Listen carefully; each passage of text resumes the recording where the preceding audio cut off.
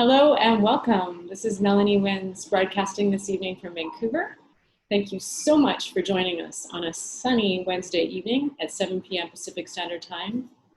And I'm going to get this started for you. So EnlightenME, what is EnlightenME? EnlightenME is a 1-hour webinar that takes place every Wednesday night at 7 p.m. Pacific Standard Time. It's an amazing concept that was birthed through the COVID-19 challenging times on our planet. I wanted to create a place where people could feel inspired, enlightened, and also feel that the community truly supports you and has your back. To our faithful members that join us each and every week, we want to just say we really, truly appreciate your support. And to me, this is what EnlightenME Happy Hour stands for. It's all about lifting people up and creating a beautiful team environment and helping those that are in need through these difficult and challenging times. We know that we are, of course, spiritual beings having a human experience, and it is crucial during these COVID-19 and challenging times on our planet that we stick together and help one another, and that we keep our mind, body, and soul balanced at all times. So I'm super excited because we have a fantastic guest joining us here this evening. And hello again and welcome. This call is recorded and will be podcasted on many different social media channels. We are so excited to have you and welcome to our new guests. Just so you know, our special guest this evening will be Lourens Badenhorst, and he is going to be doing an amazing speech on the 4 pillars to peace, something that all of us need to utilize. And I know that I utilize the 4 agreements, or I at least try to. So I'm looking forward to incorporating his teachings into my daily regimen. Just to let you know, I've been working with Lourens for quite some time now, and he's been helping me to release my old energy so that a new version of myself could emerge. And during his unique strategies and techniques that he uses, I've been able to release painful childhood memories and also release some of the after emotion from painful experiences that have taken place in my life. He's one of many guests that comes onto the show, one of many guest speakers, of course, as we have folks from all different walks of life joining us each and every week. And it is amazing that we can actually share this 1 hour with you. So we start right at 7, and our goal is that we finish right at 8 p.m. Pacific Standard Time sharp. You can also send this recording to your friends and family that are not able to join us on this call tonight, but might like to have a session with Lourens, and of course, may like to join us on EnlightenME Happy Hour.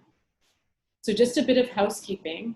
I am so pleased and excited to announce that we have now the ability to take this webinar and send it out with one click to many different social media entities such as LinkedIn, Facebook, Twitter, YouTube, of course, Spotify, and iTunes. So people can not only see this live webinar, but they can also hear the recordings each and every week.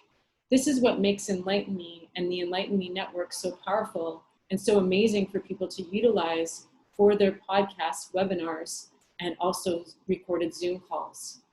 So without further ado, we're going to get started. So each and every week we have different topics for our talk show. Our topics are the following: real estate, trading, environment, personal development, of course, coaching and different types of coaching, business coaching, personal coaching, and also, of course, a place where we can share new opportunities with you. The purpose of creating EnlightenME Network is so that all of the people that specialize in these different categories are able to go on after the talk show finishes and build live relationships with people in the community that they have seen on previous talk shows and also that they have met on the weekly talk show. So the beautiful thing about it is it's like LinkedIn with an actual talk show built into the platform. And it's also like Facebook in terms of the fact that you can build vital lifelong friendships and relationships that are there to help carry you through this game of life, but not only carry you through the game of life, but also to win at the game of life. So we are looking forward to sharing this special hour with you. And just to let you know, if you haven't done so already, we encourage each and every person to create a profile on the EnlightenME network. And from there, you'll be able to utilize the network platform to not only forge beautiful relationships, but also to find joint venture partnerships, and also to solve health challenges that you may be facing, career challenges that you may be facing. And if you need financial support, and of course, if you're looking for new opportunities, there's a whole list of everything there, from grants to business opportunities to people talking about their stories in life from previous shows, so actual recordings that you can listen to. So our happy hour is bordering on the fun-loving, and we're here to help you thrive during COVID-19. And we are a community. So we meet every single Wednesday, and new people join us each and every week. And the talk show time will always be the same, 7 p.m. Pacific Standard Time. However, if you miss an episode, don't worry, because it is recorded, and previous episodes of the show will always be on our website. This is where we come together and share our ideas and how we can literally take ourselves to the next level and rise amongst this COVID-19. Whether you're looking for a plan to make extra money, or you might need to get some healing in your life, or you may need to clear out some of the old so that the new can enter, or maybe you're just looking to actually reinvent a new version of yourself. I know that's what I was wanting to do when I had created EnlightenME and the EnlightenME network. So we have big concepts, amazing experts each and every week. And every week we have different people coming onto the show. So it's truly a success platform. It's a place to connect and interact with others. It's a place to collaborate your efforts, make new friends, come up with new ideas, share business ideas, and actually start your own Zoom calls and webinars, and then run them out through the social media channels. So it's also a place to unwind each and every week. People join us, they have a glass of wine, they kick back, they relax, they make new friends. And it's great for people that are feeling a little bit isolated, but also for people that are looking for new opportunities. So we're gonna get started. It's pretty much showtime now. And we have a wonderful, talented hypnotherapist joining us tonight, Lourens Badenhorst, and he's joining us from beautiful sunny Kelowna. And Lourens is actually quite special. The work that he does, I really have had a lot of healing sessions in my time, and I've seen all sorts of doctors and counselors for some of the challenges that I've faced in my life. And I don't want to go into detail with some of the things that I've overcome, but I have survived an end-to-end rollover car accident where a car had actually literally crushed on top of me and actually cracked my head open in 3 places. I came out being a much softer, kinder, and more spiritual person. And I feel so grateful that my life is here. And I felt that after that moment, I knew my life had a higher purpose and a higher meaning. So I sought out, after having the accident in 2011, I sought out ways to actually heal from the trauma, but nothing was helping. Nothing was truly taking away not only the painful memories, but the aftershock, because I was even scared to drive my sports car after that time. And so I was seeking a therapist, and then a friend of mine said, actually it was a life coach that I had for Bob Proctor, said, you've got to meet this hypnotherapist. His name is Lourens. He will do 1 session on you, and I promise you, it will shift your energy and take away the aftershock from the post-traumatic experiences. So that's exactly what I did. I had 1 session from Lourens, and instantly I started to feel better. I have no problems going into a sports car. In fact, lately I've been driving my car on the highway again, and even, I won't say that I've been speeding, but even taking the gears up a few notches. So it's really been pleasurable to work with Lourens, and he's also helped me with some of my other experiences that I've overcome. Recently had a surgery on March the 3rd where my health was actually truly compromised, and didn't know how I was going to get over that challenge because a lot of the health challenge that I was having without realizing was actually attached to my emotions from not dealing with things that have occurred to me throughout decades of my life. And so if we don't take the time to really deal with those things, what happens is they build up over time, and then our mind becomes overactive and overreactive, and we have to deal with the problem at root. So what Lourens has been great with is just helping me to, at a subconscious level, release some of this past trauma. And what I loved about him the most is that he uses the power of the subconscious for unstoppable resiliency, fortitude, and resourcefulness. So thank you, Lourens, for teaching me how to do this, and for also showing me that there is a way to let go of those really, really painful experiences. And Lourens is somebody that I love to work with, because there's lots of people on the planet that walk the walk, talk the talk, but do they really know what they're doing? Lourens has overcome a lot of his own challenges. I'm going to let him tell his story.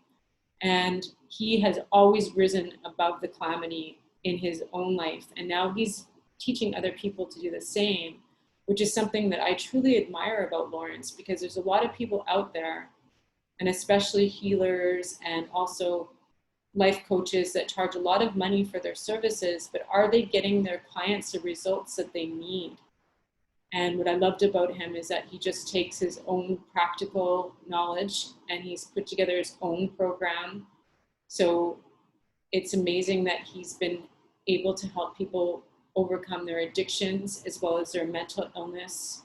And one of the things that Lourens has helped me work on in my life, and sometimes it's hard to come out with things when you are facing challenges in this world. You're not alone, but one of the things that he's helped me with is my post-traumatic stress disorder.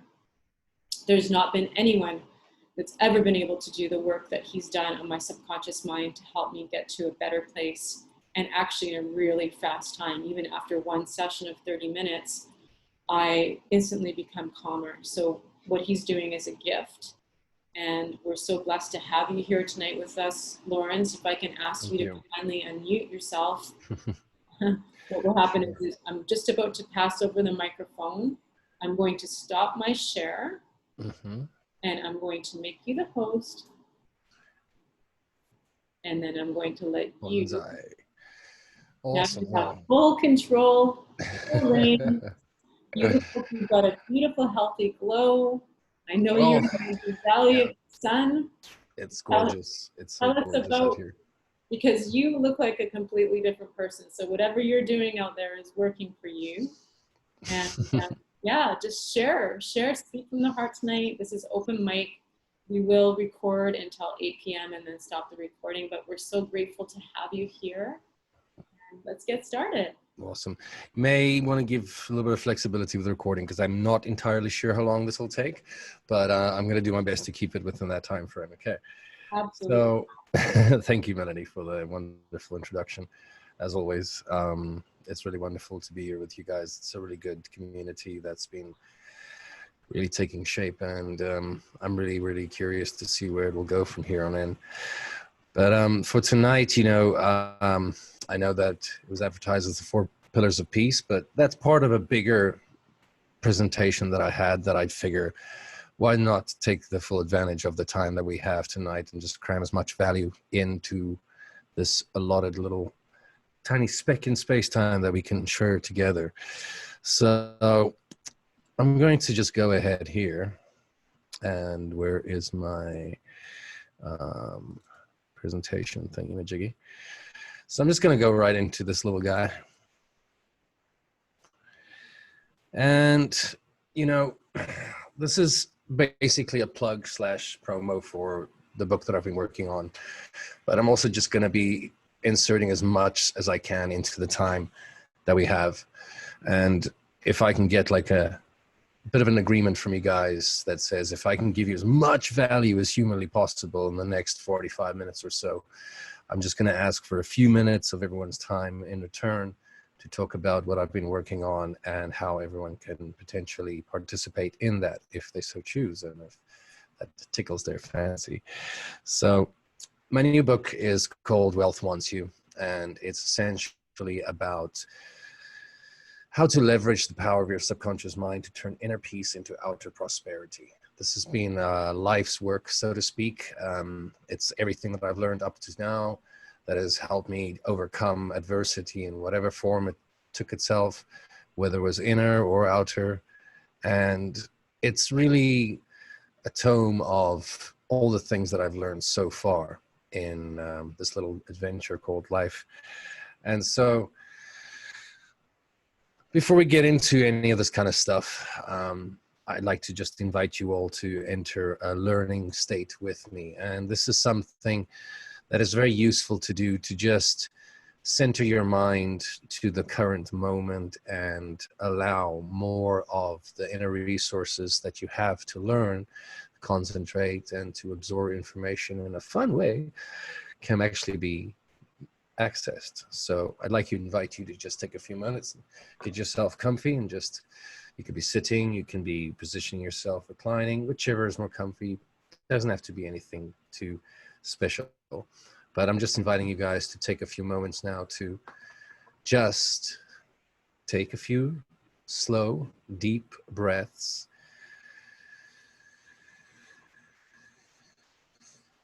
And go ahead and just close your eyes and allow yourself to just visualize yourself sitting in the room that you are in.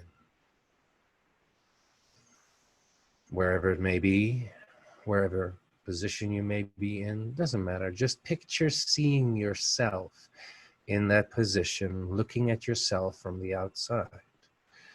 What would that look like? How does your body look? Can you imagine your body becoming more relaxed and more comfortable?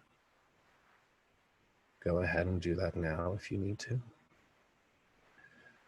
And as you take the intention of going inside now and accessing this super learning state, you realize that it can be done very easily when you are relaxed.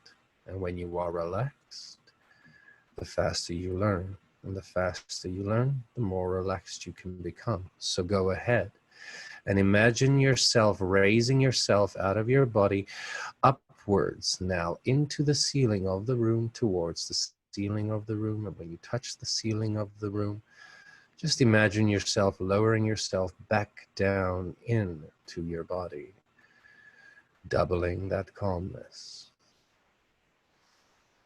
And then with the next breath in, you can imagine yourself now going forwards and touching the forward part of the room with your body, as you imagine yourself leaving your body's awareness and just touching that part of the wall or whatever there may be. And allow yourself, when you exhale, to just return. And then do the same now for the left side of the room. Deep breath in, and as you do that, imagine yourself touching the wall on the left-hand side, and when you exhale, return to your body. And again, next breath in, go ahead and imagine yourself now touching the right-hand side of the room, and as you exhale, return your awareness back into your body. And with the next breath in, go ahead and allow your awareness to just reach out and touch the floor beneath you. And when you exhale that breath, just return back into your body. That's right. That's okay. Take a nice deep breath in, clear your mind, bring yourself back to the present moment. And when you're ready, open your eyes. And before we start with tonight, I'm just going to now invite everyone to have some fun with me, and I'm going to start telling you a little bit more about what you're going to learn tonight. We're going to go into the subconscious mind and how it operates. We're going to talk about brainwave states and why they are important, why we should pay attention to them. We're going to discuss a little bit about what wealth really is and why shifting the attitude towards want is key. We're going to dip into why your emotional bank account and what that is. and also the 7 biggest mental mistakes entrepreneurs and business owners make that keep them emotionally broke. And then finally, we're going to coup d'etat it with the 4 pillars of inner peace, which is really a very important thing to have in place. But before we go into any of this stuff, why is this different and who am I? Well, I'm a certified clinical hypnotherapist. I've got over 6,000 hours clinical experience. I've worked with people all around the world, and I've worked with some of the biggest names in entertainment and business confidentially.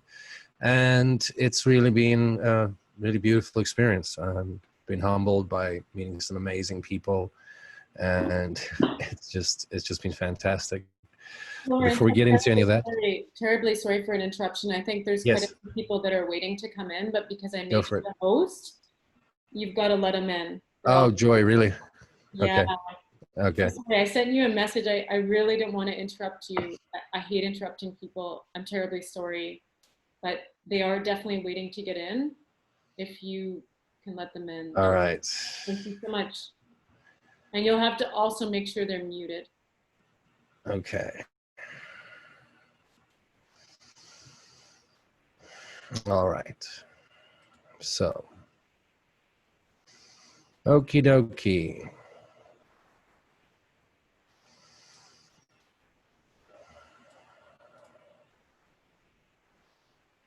Before we go into anything here, I'm going to just basically talk about my tale of ineptitude and woe, where it all began before any of this actually made any sense to me, because it all started back in about 9 years ago, where I was essentially put in a place where I had nowhere else to go but live in the forest. And I had a tent, had a bag of potatoes, I had some cans of tuna, and I had a notebook. I had an iPod with some Tony Robbins on it. And essentially pretty much partied myself to a place in life where I had nothing left and just wasted my 20s and didn't invest any time into really developing myself in any way, shape, or form.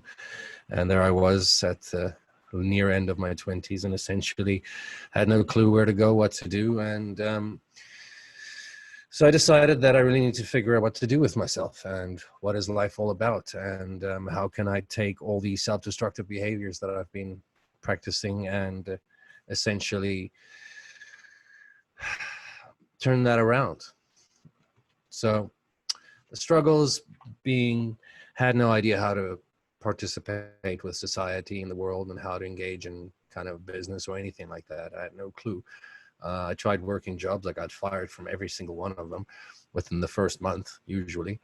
And it caused me to just feel hopeless and completely lost and without any direction in the world. And this caused me to dive into a lot of self-destructive behaviors like addictions and just self-sabotage and just you name it. Been there, done that, got the t-shirt collection in the closet. Homeless, like I mentioned, was a few times. That actually happened about 4 times in total. And you think after the first time you learn your lesson, but you just learn it better every time after that. As you can see there, I am on the left, my early 20s, just completely lost and skinny and malnourished and completely just frustrated with not knowing what is up or down, left or right in the world. And about 6 years later, I was living the life that I've always wanted to live. It was like helping people, being able to make music and being able to travel and be able to meet really cool people from all over the world that, I don't necessarily have to share pictures of to say that I've done it. I've had the experience and that's enough for me. So it's really beautiful that that could happen. But the thing is that it just didn't happen overnight. Because I did a lot of things right, and that's how I got those results. But I also did a lot of things wrong. I'm going to check in with see if there's anybody else that wants to jump in here now. Okay, cool. Sweet. Just checking. Basically, what it is that the things that I was doing wrong, I'm sure you can relate. I wasn't in control of how I was feeling. I was engaging in behaviors and actions and pastimes to change how I felt that were extremely destructive. and whether on the short term or the long term, and whether they were destructive to my personal relationships or my personal health or my finances or just my sense of happiness or a sense of purpose, sense of any of those aspects that we strive to have in place to just feel like we're in control in life, you know? And so the fact that my past controlled my present, I didn't know how to actually take what happened before and deal with it in a way so that it didn't perpetuate itself and kept recreating this self-fulfilling prophecy of these patterns in my life that I couldn't understand why this kept happening. But it's because the past essentially still will happen no matter what until you deal with it. That my state affects others, how they feel and how they feel about me, and how what that does in terms of controlling what happened to me or what I thought happened. The thing is that it can be daunting sometimes when you don't know why these things happen. But if you understand the root causes behind certain events, people, events showing up in your life, it becomes really easy to navigate through it. So I had to find out why. So I discovered the following 3 keys that liberated me.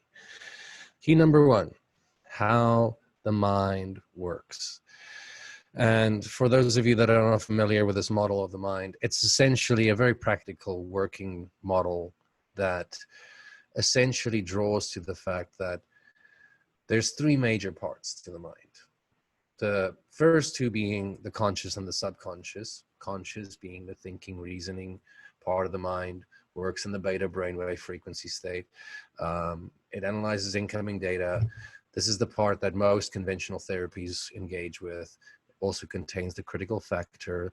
All these parts of the mind, the critical factor and the conscious mind, are only developed in after the first 8 years of our development, after which they pretty much stay intact. However, the first 8 years, we're completely open with the development and existence of the subconscious mind, which has been recording information from the day that we have been born.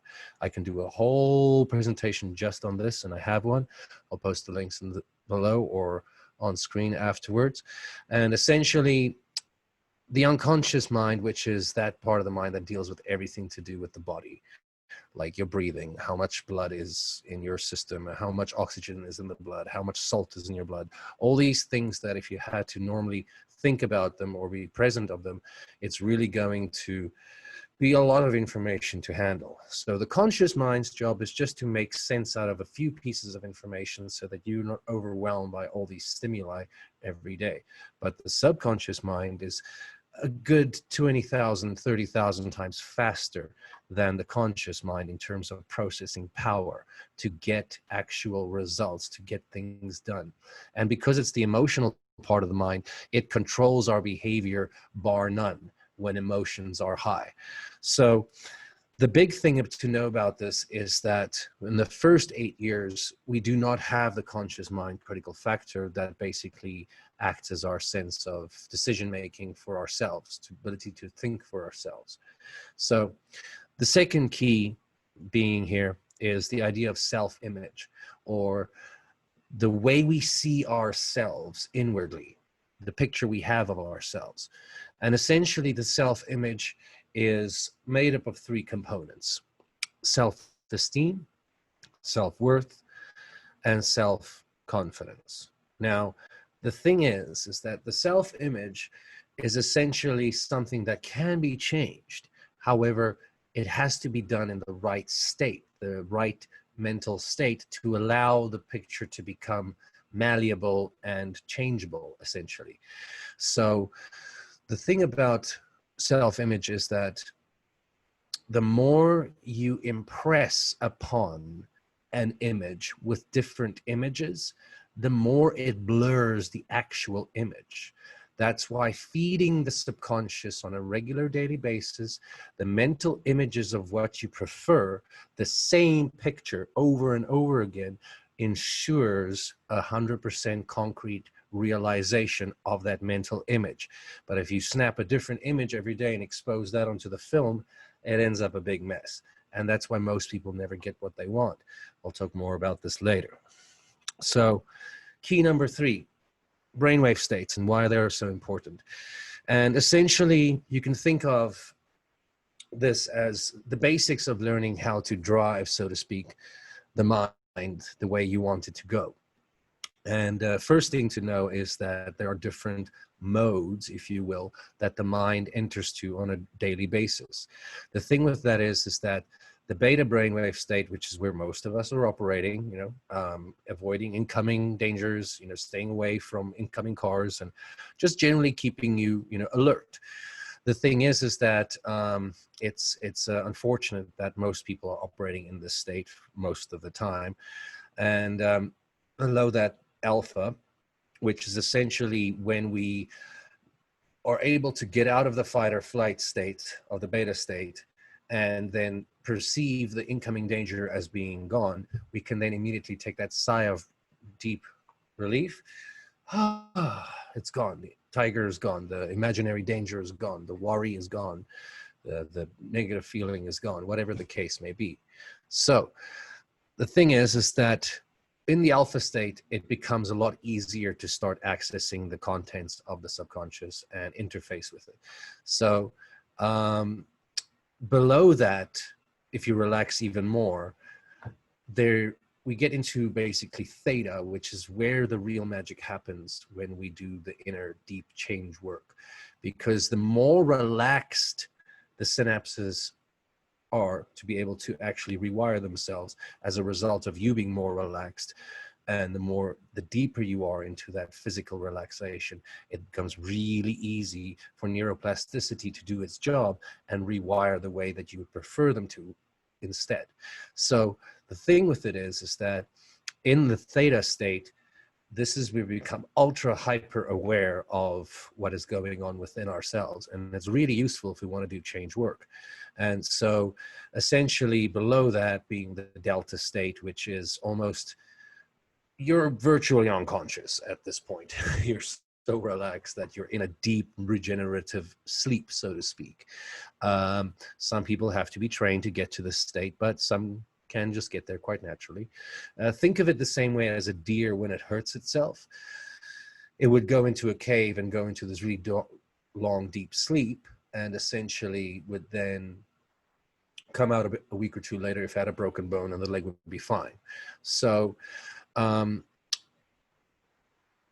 think of these states as gears in a gearbox, as when you're driving a car. So different gears are useful for different situations. You don't want to be ultra super spaced out in theta when there's an incoming tiger trying to rip your head off. It's not going to work very well for you.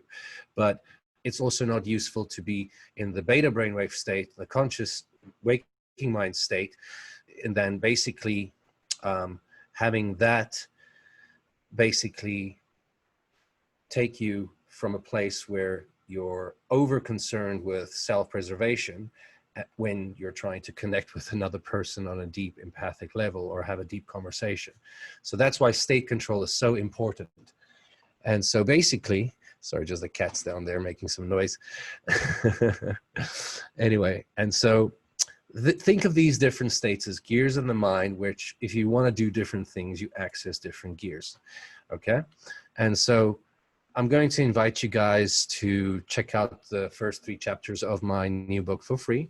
And you can do so by just going ahead and texting your name and your email to the number on the screen, and text the word wealth with it too. And I will send you a copy of the first 3 chapters as a free little thank you for being on the call tonight. And that number will be on the screen throughout the rest of the night. So if anything, just keep that there and get in touch, and I will hook you guys up.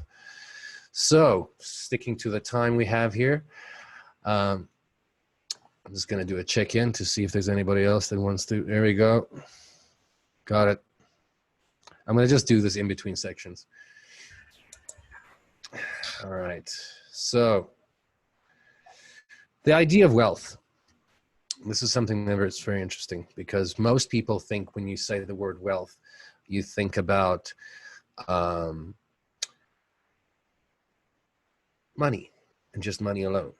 And that should give you an idea of how misconstrued most people are about the idea. In fact, I'd like to propose the idea to you guys tonight that wealth indeed is just a feeling. And what do I mean by that is that when we attempt to acquire something, whether it is a person in our lives, in our relationships, or whether it's material wealth, or whether it is having friends, whatever the case may be, all these things we do to generate a feeling within ourselves. And what drives one person to do one thing and another, the difference between them is enormous sometimes, but the feeling generally is the same. And so basically, the idea then that wealth is relative. What is wealthy to someone isn't necessarily wealth to someone else. And what I mean by that is, for someone, 20 bucks is like, it makes their day. For another, 20 million makes their day. So the idea of what we value is completely relative to different people. And so wealth is actually more attitude. And what I mean by that is it incorporates full responsibility of three very important things. And we're going to get into that in a second here. But what I mean by that is most people have a poor attitude towards wealth to begin with. So they only think of it as acquiring physical material possessions. But most people skip past the idea that, sure, you need to cover your basic needs, but if you don't have quality friends, if you don't have quality experiences in life, if you don't have quality time, if you don't have a quality relationship with your family, then all the amounts of money in the world is never going to make you happy. And so the thing is that shifting the attitude is what I'm suggesting here towards wealth, and how your thoughts, feelings, and behaviors shape the attitude of wealth. So attitude, what is it? It's three things: thoughts, feelings, actions. Abundance, and why most people are essentially getting it wrong. And most people have a terrible attitude towards the idea of wealth because they don't understand what abundance means. There are lots of people saying, oh, I want to be more abundant. I want to be more abundant. Abundant in what? Okay. Abundance in cows, abundance in manure, abundance of lollipops, abundance of like sardines. What do you want an abundance of? And that's the key, where most people, when it comes to the law of attraction and all these courses that are out there, they're missing very, very key ideas here. And which is why so many people fail and pay ridiculous amounts of money to these courses to just keep learning where they're messing up. But it's a core concept here. And I've been one of those people that paid thousands of dollars for these courses and never got anything out of it because I didn't know this. And so you want to have an abundance of prosperity, not an abundance of scarcity. Because if you don't get specific with your subconscious on what you want to create an abundance of, it's going to create an abundance of whatever negativity you're focusing on. An abundance of, just like I said. So I created this little graph back in the day, and essentially what this is representing is the relationship between how we feel versus what happens outside of us. So in other words, the relationship between what happens inside of you and what it does to connect to the relationship of things happening outside of you. Okay. So as you can see here, there's on the chart there on the right-hand side, there's a list, a whole range of emotions. And on the left-hand side is a whole range of mental expectancies. So ranging from worst to best on the top, and then from the top on the right-hand side, from bliss down the way, all the way to powerlessness. And essentially you'll notice in the middle there is this thing called boredom, which is essentially the midpoint between the upward spiral of creativity and growth and prosperity and the downward spiral of lack, scarcity, and want. Okay?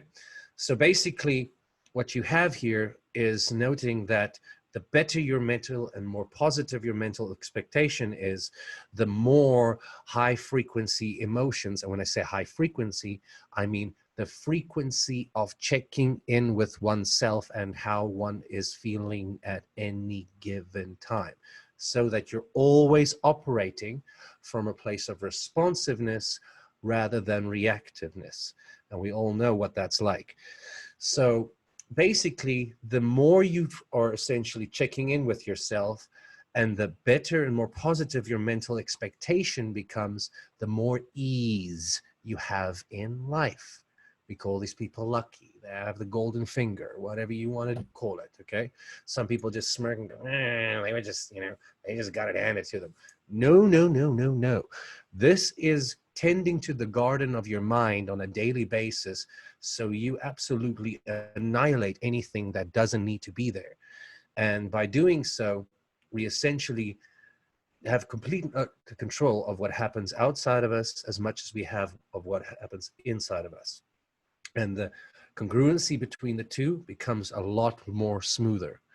And then I'm going to get into the idea here of the emotional bank account. Okay. And we all know very well what a physical bank account looks like and how it works. And when it comes to the subconscious mind, it works exactly the same way. That's why when you have a relationship with someone and the give or take isn't equal, there usually becomes discrepancies in the emotional bank account the same way as it does in the physical. So if there's transactions that aren't equalized, usually there becomes, a bit of a drag to the account, and the account gets soured, if you will. The same thing goes for when you're creating quality emotional experiences with people. You're making healthy, large deposits in their emotional bank account. The same thing for when we're having negative thoughts, if we're self-critical, if we're negatively picturing ourselves in certain ways. All these things take away from your emotional bank account, each daily little deductions. And they stack up, they stack up, they stack up. Traumas, they may happen. These are huge deductions of your emotional bank account. Any kind of less than positive experience, any kind of less than positive feeling, any kind of negative mental state or crippling mental state, it's all going to suck your emotional bank account dry. Never mind adding not being healthy physically, never mind not taking care of your body. Those things as well take away from your emotional bank account. So I'm just going to check here with people. Okay, no, we're good. Anyway, dual purpose.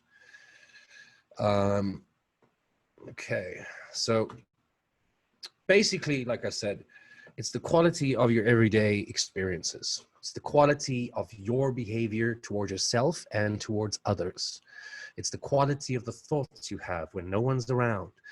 It's the quality of your lifestyle, the quality of your relationships, and the quality of your mental states. So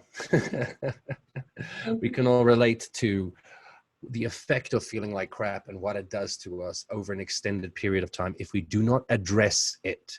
If it's not first mental, then it will become emotional. If not, then it will become physical in the body. If not, then it'll spill over into our relationships, into our colleagues, and towards our pets. You name it. It's going to come out one way or another if we don't take it out ourselves. And so I'm going to go into the 7 biggest mental mistakes that entrepreneurs and business owners make that keep them emotionally broke. Okay. Number 1, thinking in negatives. And so pay attention to the parts in yellow here, because a lot of the times we make this mistake all the time, is that we focus on something and we say to ourselves, oh, if we say the word in yellow, like never, don't, can't, like a negative, we free ourselves from the negative effects of that statement. No, the subconscious mind doesn't know. It doesn't register negatives. And so when we say, I never want to lose something ever again, the subconscious mind hears the suggestion, I want to lose something again. Okay. The same thing with, I really don't like not having enough of something, or I really don't like that person. I really don't like that behavior. You're still focusing on the negative. You're still giving mental energy. You're telling the brain, focus on this, create and reinforce the neural pathways to make this behavior more concrete. So same thing with bad things can't happen to me when I don't have enough of something, or bad things can never happen to me. The same thing. You're focusing on the thing that you don't want to have happen. And this is why the idea, again, of abundance, I want to slap the person who's popularizing that term up in the, you know, metaphysical sense. But the reason why is because they're missing such a key factor in the manifestation process of what's in here, in your mind, to what's out here in the real world. So, number two, thinking about the past way too much. Subconscious mind doesn't know the difference between the past, the present, and the future. So according to it, what happened 10 years ago when you were a kid playing on the playground, that something happened that made you question yourself or made you doubt yourself or become scared of something, still running, still happening, and you may have forgotten about it because the next day you were too overwhelmed with the next day of what's happening. So no wonder the conscious mind is really terrible at remembering things, but it's all still stored in the subconscious at the end of the day. So mulling over less than positive experiences, mulling over the past, grumbling over the past, just going, oh, just like, oh, I can't stop thinking about it. That's called reinforcing it. And you're telling the body, you're telling the mind, run this program and bring all the goodies that it brings. Okay.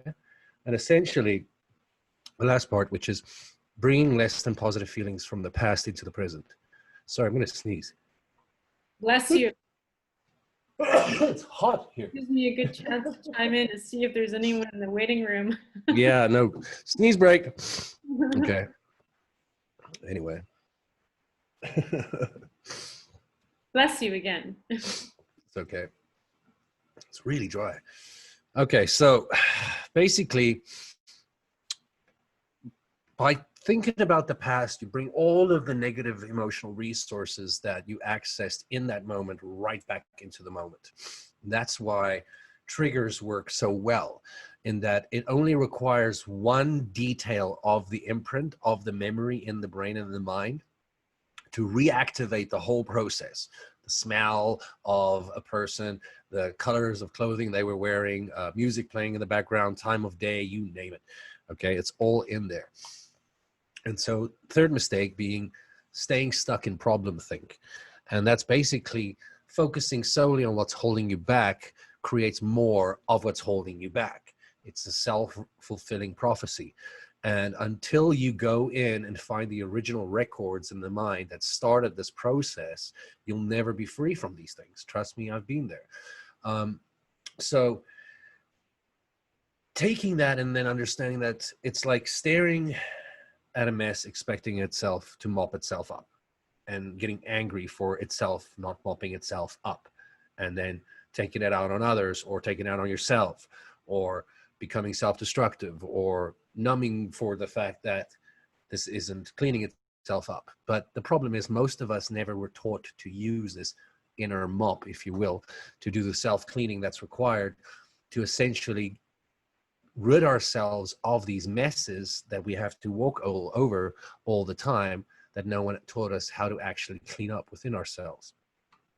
And so it's the idea of asking, how do I solve this versus why is this happening, or how can this get any worse? Which I would not recommend stating any time of any day, because trust me, it will, because you're asking a very powerful thing of the mind. The subconscious responds very powerfully to questions. So when we ask ourselves, why isn't this happening, or why how can this be any more of this sort? Trust me, it's going to respond very powerfully. And so mistake number 4 being the idea that allowing others to influence our well-being. And so the thing is that once you commit to the idea of personal transformation and improving yourself, you're going to notice that you're going to have to leave a lot of people behind. And this is where I myself included, experienced the first time I really tried to remove myself from certain environments and situations that weren't exactly conducive to my personal success, inner and outer. And that's where I learned the idea about crabs in the bucket, where you have a bunch of crabs that once one crab tries to climb out of the bucket, the rest of the crabs drag them back in, because it's like almost like, if we can't get out, you're not going to get out. And it's the same way when you start off in entrepreneurship, or when you really want to reach the next level of plateau of success. It's that those that are in your milieu may not exactly want you to leave, because you going to the next level tells them that they can do it, which sucks because they don't want to put the effort in and to make that change. So they'd rather keep you where it's safe so they don't have to change. And the thing is, others will want you to return because it means they have to change. Just like I said, allowing ourselves to get triggered is the same thing. We are a slave to the people around us if we allow ourselves to become triggered by their behavior. And so it's the idea of reaction versus response. And so a positive mental attitude is just as contagious as a negative mental attitude. And that's why certain people have a negative personal magnetism, pushing people and deals and opportunities and partnerships and friendships away, whereas some people just draw them in like flies because they have a pleasant, if you will, not just energy, but a pleasant mental, emotional aroma about them because they feel good. So their nervous systems actually emit a very powerful signal, the same way that birds and fish, as they swim in schools and fly in flocks, they don't bang into each other because their nervous systems are communicating with each other intracellularly. And so the same thing with us humans too. So mistake number 5, joking too much. And the thing is that mockingly holding negative thoughts are the same thing as holding them. And your subconscious doesn't know the difference between when you're serious and when you're not. It just hears the command, the instructions. It just loyally goes, okay, sir. It doesn't have a sense of humor per se. It likes to laugh, it likes to have fun, but it may not understand the intricacies of sarcasm that the conscious mind gets itself into. And so the subconscious doesn't know the difference between fantasy and reality. So be very, very careful what you wish for. Mistake number 6, remaining inconsistent with what we choose to attract. Now, I used to be very guilty of this one, and I actually came up with my own analogy for this. And the thing is that, do you know what you do not prefer versus what you do prefer? And if you ask most people and you ask them what they do not want, they give you 300-400 items of what they do not want. But if you ask them what you do want, most people look you square-eyed and ask you, what time is it? So the thing is that understanding that, again, back to the film analogy of impressing one single image upon the internal self-image, the same thing goes with what we wish to attract. If we are giving off different signals each and every day, we're never actually going to essentially put into motion the forces in the collective unconscious that is going to make these happenings available for us. But at the same time, it's like ordering pizza.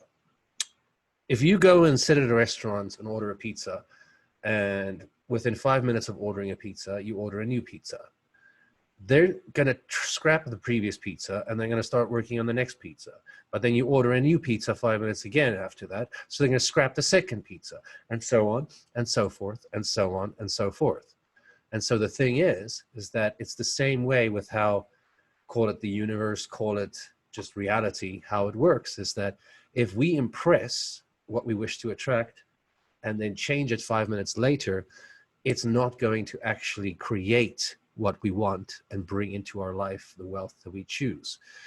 And the thing is that less than positive feelings color our mental state. And that is the thing that overrides what we wish to attract any day. Because if you do not feel like you deserve what it is you are going after, you're energetically blocking it out from even materializing before anything. And finally, my personal favorite is mistake number 7, which is want, and why you need to abolish and burn this idea and this concept and this word out of your vocabulary, because it is an information of scarcity. You only say, I want the pineapple, when the other monkey on the other side of the branch has the pineapple. We don't say, give me pineapple, when you have pineapple. So we only say you want something when you don't have it. And what I mean is that it's the same thing as saying to your subconscious mind, I do not actively have it. So it's not within my grasp yet, because it carries a very certain different feeling than I have it, or I'm in the possession of it, or I'm going to get it. Very different energy, very different feeling to the subconscious altogether. And so knowing what we desire, that it exists, of course, within reason, such as, you know, buying your own planet for $50 on Amazon. I haven't seen that being possible yet, but we'll see. No, that's yeah, go ahead. that's iTunes. Yeah.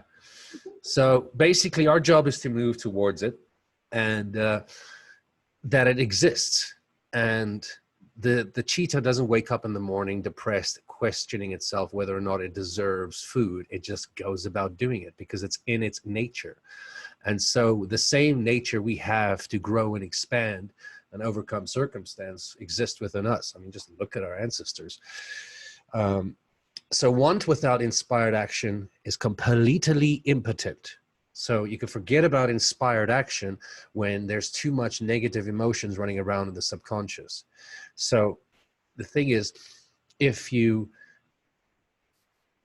impossible, virtually impossible, to get access to these feelings of inspiration or these messages of inspiration, such as go do this, talk to this person, call this person up. These little inspirations we get from the subconscious guiding us every day to get us to where we want to go, because the conscious mind has no freaking clue what it's doing when it comes to making things happen for us. So how do you reclaim control? That's where the 4 pillars of inner peace come in. And pillar number 1 is to be able to become free from the past. In other words, the good news is that, again, subconscious doesn't know the difference between the past or the future. So it's the same thing essentially. But if you're stuck in the past, stuck in the future, same thing. If you're stuck in the past, you're essentially recreating negative resources to be brought into the current now. And the best hack around that is to understand that the subconscious doesn't know the difference between the past, the present, or the future. And therefore, you can essentially transform the way you look at these events and experiences. And when you change the way you look at them, the effects of them change. So the same thing as remembering when you were young, maybe you thought something was truly terrifying, but now as an adult you go, that's not going to affect me in any way. It's the same effect, but some imprints and some memories are a little bit more stubborn than others. So pillar number 2 being freedom from negative emotion, being free from the swath of negative feelings that a lot of people are carrying that are just crippling them down and holding them down and keeping them stuck. And so the good news is you can only feel one feeling at once. And so choose wisely which polarity of a feeling you want to focus on, and understand that every negative emotion has a polar opposite positive emotion. Always, always, always, always. Love, hate, attraction, disattraction, or repulsion. Sadness, happiness, it's tension, relaxation, you name it. Every feeling emotionally has polarities, and it's which polarity we focus our mental energies on that literally spins the polarity in the direction which we then focus on. So by choosing how we approach and how we view and where we are coming from emotionally before we think about something and engage with it, the more we are able to free ourselves from its negative effects. Okay? And freedom from crippling mental states is essentially just that. And what I mean is that certain states that we get ourselves into have certain effects on us that really over time can really, really bring us down to a place of either being burnt out, exhausted, malnourished, coming to a place of feeling like we want to give up, everything's too much, we just want to pull the plug, or whatever the case may be. And that's the result of rehearsing certain states for far too long. So almost as if the body has learned that this is normal, this is what I should be prepared for each and every day. And so the goodness is that Again, the subconscious doesn't know the difference between real or imaginary. So what we have been rehearsing in our minds for 20, 30, 40 years has become normal. So it's just a question of changing the outfit, so to speak, and rehearsing a new outfit that will become then the new normal for yourself. Luckily, this is a good kind of new normal, not like the one we see out there in the world right now. So pillar number 4, which is the ability to be able to be relaxed at any given time. And that is to be able to be free from stress and anxiety. And so the key to that and the hack to that is to replace the regular normal stress response. And to understand how to go about doing that is to understand what state you wake up to in the morning, first thing when you wake up. That's your reference state. If you're grouchy and snappy at people first thing in the morning, that means your reference state is crap, okay? However, if you start taking time out of your day, literally booking time to practice a new emotional or mental state, the key thing I should put in there is the difference between a state and a mood and a feeling and a thought is just how much energy we give it. Everything starts with a thought. We all know that. But when you give it a lot of energy, it becomes a feeling. Give that feeling a lot of running time inside of you, becomes your mood. Keep that mood for a couple of days to a couple of weeks, becomes your state. And this is the idea of the 21 days that it takes to completely change any kind of behavior or overall state. So the good thing is that I've got something that I've created just for this.